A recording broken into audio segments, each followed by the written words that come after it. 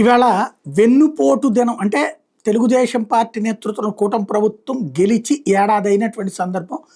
ఇది సంబరాలు చేసుకోండి, బాణాసంచా కాల్చండి, ముగ్గులెయ్యండి అంటూ జనసేన పిలుపునిచ్చింది. వెన్నుపోటు దినం పాటిద్దాం అంటూ ఇటు వైఎస్ఆర్ కాంగ్రెస్ పార్టీ పిలుపునిచ్చింది.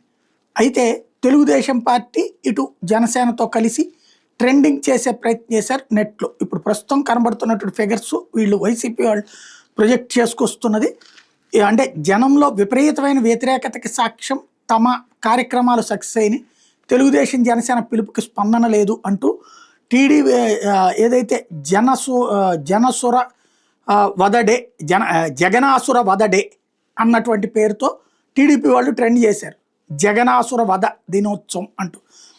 అదే సందర్భంలో వైఎస్ఆర్సీపీ వచ్చేటు 1 year for CBN back stabbing అన్నటువంటి పేరుతో వీళ్ళు హ్యాష్ ట్యాగ్ పెట్టుకుని చేసుకొచ్చారు.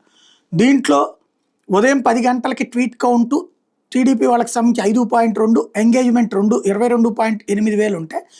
అదే సందర్భంలో వైసీపీ వాళ్ళది ట్రెండ్స్లోకి వచ్చేటప్పుడు 42.3కే ట్వీట్ కౌంట్ అయితే 82.1 ఎంగేజ్మెంట్ అవుతుంది.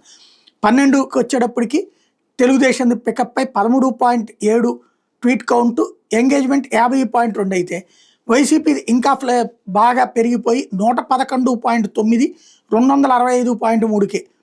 అట్లాగే 3 గంటల మధ్యాహ్నానికి వచ్చేటికి 18.2తో కొంత ఇంప్రూవ్ చేసుకుని టీడీపీ 72.7కే ఎంగేజ్మెంట్ ఉంది.